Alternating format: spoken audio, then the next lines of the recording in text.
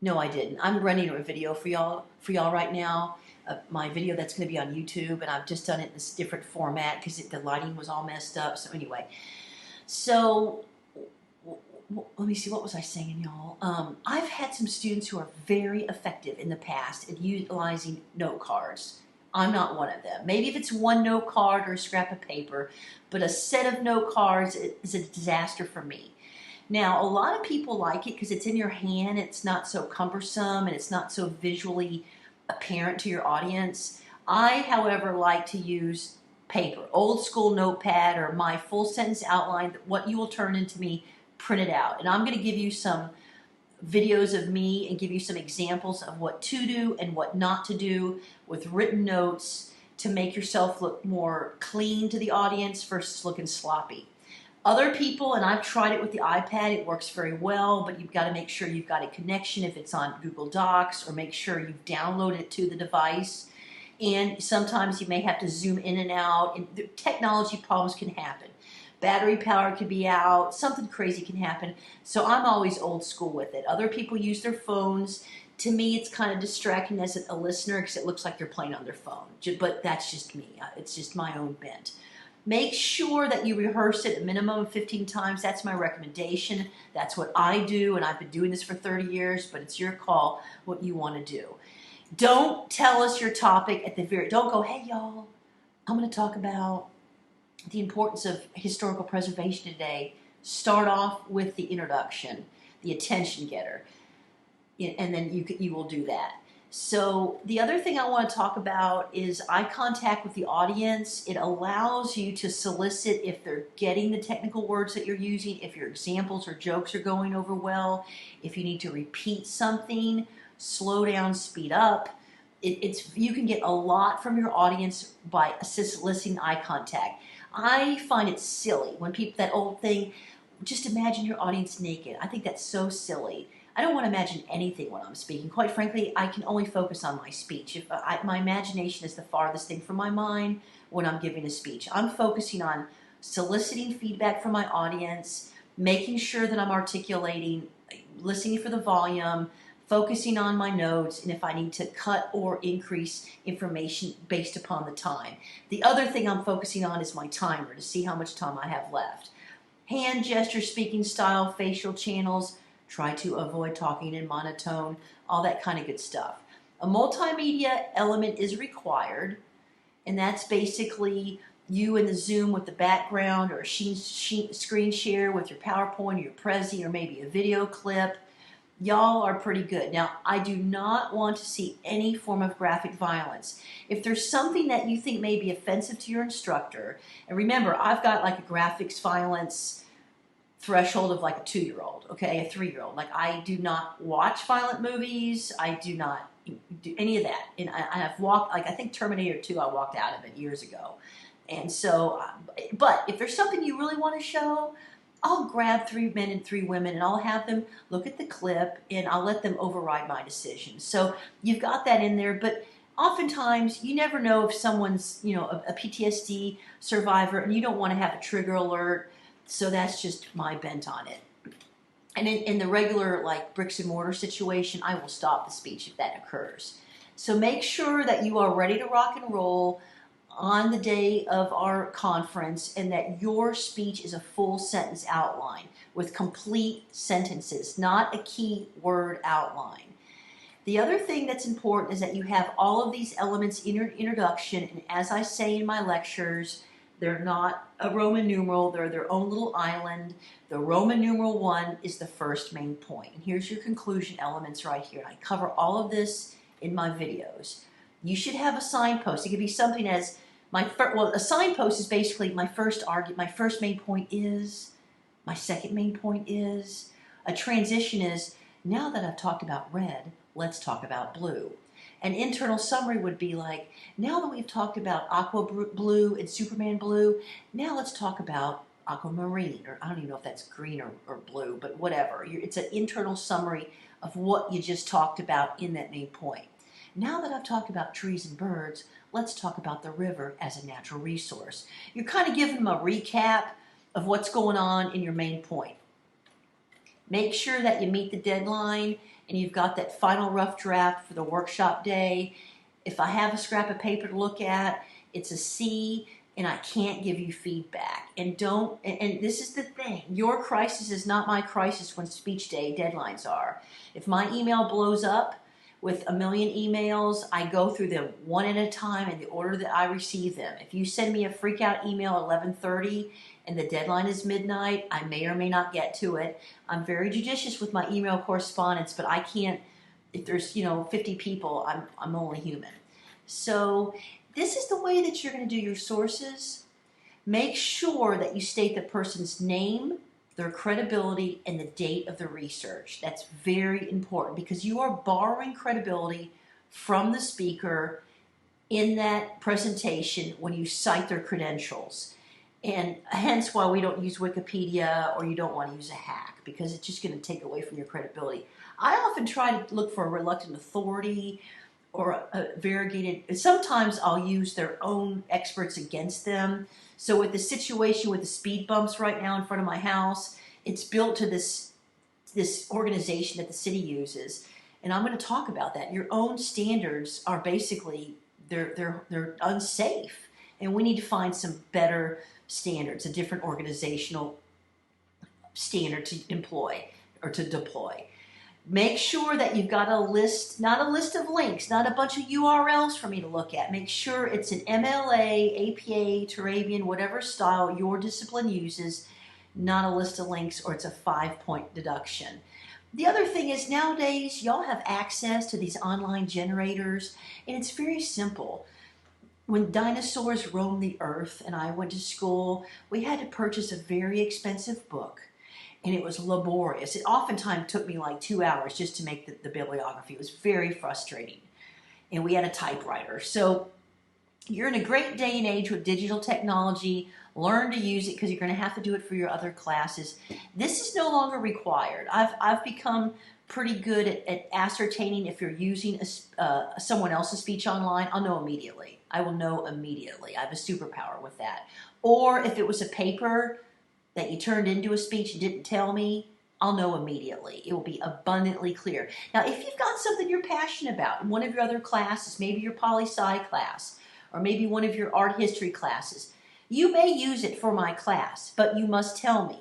And we will have a conference and talk about the differences between a speech and a paper and what you can do. And we all know why Wikipedia is not reliable. Now, I will use it sometimes to find secondary sources, and it can be effective for that, but not for you to cite. Once again, I don't need photocopies of your research, but I do recommend that you keep a file folder in your bookmarks and you bookmark all that stuff, or you have a list of links in your Google Drive for yourself. In fact, maybe next semester I'll require that all the research be on the Google Drive, but I've already told y'all, well, I guess from henceforth I won't require it because I'm going to keep this video up. But to me, it's best practice to have copies of your research on hand in case I ask you, where did you get this from, to verify, in fact, you did the research. So rather than you having to go through your history, your internet history, and hopefully you don't clear your internet history so you can locate it, it's probably good practice for you to have those links on hand in your Google Drive or somewhere in a file folder on your computer, in a little folder under your... Now, we've already done our peer critiques. And we've already talked about that, so that's kind of superfluous. A lot of this I have appropriated it in a different form, that other situation I showed you a little while ago. This is what your introduction should look like. Literally, label each section. If you want to use a Roman numeral, that's fine with me. If you want to just have it like this, tagged out, that's fine with me. If you want to just bullet this, that works. Some students are highly organized and they want an A, a little 1, little 2. Now, if you have an A, you need a little 1, little 2. Now, I'll explain that maybe in another video, but make sure you're using proper form. So if there's an A here, don't just put a 1, because then you should just make it a B. I always say that subpoints they're a couple. They need to be a pair. They want a friend.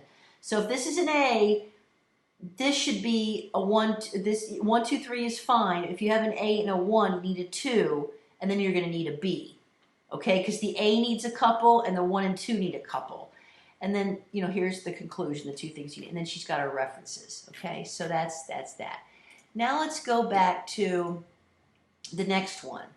And that is the other rubric. And these are the point value deductions. It's basically everything I just said, like this here, in another format. Okay, it's the same thing, but it's more of like a check sheet for you that I've used from other classes. And these are some of the things that I'm looking for when I grade the presentational elements. The rule of sixes is basically any visual aid you have should have no more than 6 words and no more than 6 lines. This is way too much for an audience to read when you're talking, and they're going to sit here and read this if that was on a PowerPoint versus focusing on you. So once again, the rule of sixes is no more than 6 bulleted points and no more than 6 words across on the PowerPoint. For me, a visual aid can be effective just 1 word cloud or just 1 photo or a 30-second clip, and that's as long as your video is going to be if you deploy a video. Once again, there are the time limits. Do not read from your outline because it will be abundantly clear you did not rehearse the outline. And then this is all, we've already done the critiques in this class. So now here's the digital rubric, and I just love this, and I'm going to make some changes to this. So if you're a class in a later semester, I probably will have changed this. Maybe I won't, who knows. So these are things I'm looking for. Did you fill out the survey with your name, your email, and the link to your Google Drive electronic file folder? Can I access that? When you send me a notification, my workflow now is to reply back, got it. So you know that I know that, so that you know that I can now access your Google Drive. Do you have an outline and a works cited list uploaded to the Google Drive? Is your video there? And it is a full body shot. I probably need to make a change there. Were you there for I used to call it workshop, but now I'm calling it Zoom workshop breakout sessions, where you will meet with colleagues, they will critique your outline, and then I will meet with you one-on-one, and then I will have extended office hours for days leading up to the actual deadline. I'll have extended office hours before and after class. I'm there for you. And then finally, did you meet the final deadline? If not, it's a 0. So the full sentence outline should not be a keyword outline, just a couple of words. It needs to be a full sentence. So if you have a brain freeze, you can look down and read the sentence. And my logic is thusly: if the news media put a microphone up and gave it to you, they put it in your face and go, hey, what's your idea on blam? Well, you don't want to say anything that's not congruent with your thoughts and beliefs and values or out of passion. You want to be controlled in your verbiage. And so that is why a full sentence outline is so important. I call them sound bites. They're the exact words you want the news media to quote you in, the newspaper article or the clip they want to pull of you on TV. And so that's kind of should be your mindset when you're giving your speech and you're writing your full sentence outline. Make sure that you have a minimum of 3 sources, and in the speech you've got the quotes, not some sort of footnote. And remember, anything not from your brain needs to be in the speech, okay? So that's very important to me that you understand that. And then the subpoint thing we've talked about, I don't really care which one of these formats you use, as long as it's something, that's academic. And then make sure you highlight in your outline your sources so I can find them quickly. Because in the past, I had a handout, a printout in front of me when I taught this class, and I could sit there and flip through it during the entire speech, and I would rather focus on you in the video than going back and forth looking for the sources. So it's much easier for me to verify you've got the 3 sources. Plus, it makes sure that I see all 3 and that you know that you have all 3, so that there's not a lot of back and forth through email correspondence. These are the organizational pattern options you have. They're your elements of the introduction and conclusion. And then remember, a signpost is when you say my first main point is, my second main point is. This is, now that we've talked about red, let's talk about blue. And this is, we've just talked about the importance of historical preservation, ecological preservation. Now let's talk about human rights, something like that, all right? Make sure it's a multimedia-based visual aid, and you can use, an object. That's totally fine with me. But the minimum requirement of the department is that you utilize a multimedia of some sort. Make sure that that visual aid adds to your speech. It doesn't detract. It enhances interest, and it shows how passionate you are about your topic, and that there's no graphic violence. And then remember, the video clip that you use should be no longer than 30 seconds, and you're going to follow that rule of 6. So no more than 6 lines of information. Each line is no more than 6 words. It should be 5 to 7 minutes. It should be a full body shot so that I can see your posture, not like a Zoom session where you're sitting right in front of your computer. If you want to move around, and I'm going to show you some tricks in another video of what you can do with body movement. You have vocal variety, articulation, we can hear you. The rate of speed is yours. Some people are much slower in the rate of speed, and that's their rate of speed, and own it. Other people talk much more quickly. Oftentimes it's a result of where you're from. Other times it could be training, like with me, academic debate training, or you've done different things. So that varies from person to person. Own your rate of speed. Pauses are an excellent way to avoid vocal fluency breaks and fillers like or those smacks that people do sometimes. And I started doing those when I did stand-up comedy, and I'd never done them before. And it was just a matter of I don't know what, nervousness, I don't know what it was. Poise, I love poise speakers. You're just being yourself. And everybody, it's important to be yourself because the poise is going to come across. Your posture, and that's something I know I have to work on because I see my videos a lot. A lot of times I'm leaning over the podium, but that's something I know I have to work on. Facial channels. If you're giving a serious speech, make sure the facial channels match with the tone. Don't be smiling through a speech that's very serious. And then eye contact. And this is difficult in the digital domain, and I'm not going to be, it's more, to me it's more, I don't care where you look. If you want to make it more of a video blogger kind of style, or you want to have an audience there in your situation when you're giving your speech, that's totally fine with me. It's hard for me to judge eye contact over a video. So, but the point is, don't be completely reading off of your speech. That won't work. And pacing to me means you start off strong and you end off strong. So, and then I'm going to write in specific notes. Okay, well, thank you for listening to this lecture.